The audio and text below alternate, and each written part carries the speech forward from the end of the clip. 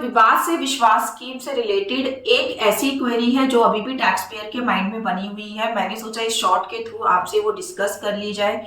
मेरे पास बहुत सारी ऐसी क्वेरी आ रही है जिसमें टैक्स पेयर को ये कंफ्यूजन है कि अगर वो 31 से पहले पेमेंट नहीं करेंगे तो उनको डिस्काउंटेड रेट अवेल नहीं होंगे।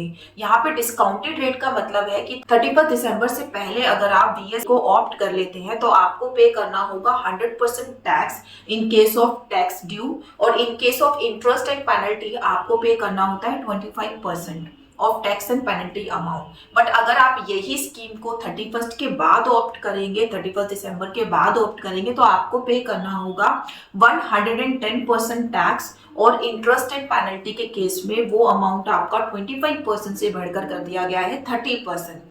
तो इससे रिलेटेड बहुत सारी क्वेरी आ रही है कि हमें अभी तक फॉर्म 2 तो रिसीव नहीं हुआ है, बट क्या हम पेमेंट आज कर दें क्योंकि 31 के बाद मुझे ज्यादा टैक्स पे करना होगा। तो ये क्लैरिटी मैं ऑलरेडी अपनी लास्ट वीडियो में दे चुकी हूँ। गाइडेंस नोट 2 भी सीबीडीटी का आया था इससे रिलेटेड, उसमें यह आंसर दिया गया था।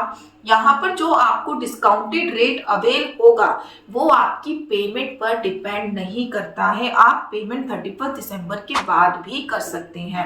जस्ट आपको जो स्टेप लेना है 31 दिसंबर से पहले वो है कि आपको अपना फॉर्म 1 फाइल कर देना है कि आपने विवाद से विश्वास स्कीम को ऑप्ट कर लिया है। अगर आपने फॉर्म 1 31 से पहले फाइल नहीं किया है तो आपको एक्स्ट्रा टैक्स पे करना होगा इस स्कीम के लिए। अगर आपने फॉर्म 1 31 से पहले फाइल कर दिया है, चाहे आपने टैक्स 31 दिसंबर के बाद पे किया हो, फिर भी आपको डिस्काउंटेड रेट्स मिल जाएंगे। यहाँ पर मेरे पास एक क्वेरी आ रही है टैक्स पेयर की कि हमारे पास फॉर्म 2 नहीं आया तो अभी हम पेमेंट कर सकते हैं क्या। यहाँ पर मैं अपना एक पर्सनल ओपिनियन शेयर करना चाहूंगी। अभी आप पेमेंट मत करिए ये सोचते हुए कि आपको जो है डिस्काउंटेड जो टैक्स रेट है वो अवेल नहीं होगा, क्योंकि आपके पास सफिशिएंट टाइम है। आपने फॉर्म 1 अपलोड कर दिया, wait for form 2 because there might be chances कि आपका फॉर्म 1 रिजेक्ट हो जाए। तो आप पेमेंट करके करेंगे क्या?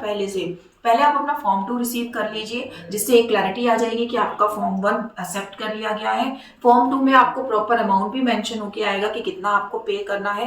देन आपके पास 15 डेज का टाइम है। फॉर्म 3 में आपको पेमेंट करके सबमिट करना होता है। आप 15 डेज में आराम से अपनी पेमेंट करके डिपॉजिट करा दीजिएगा।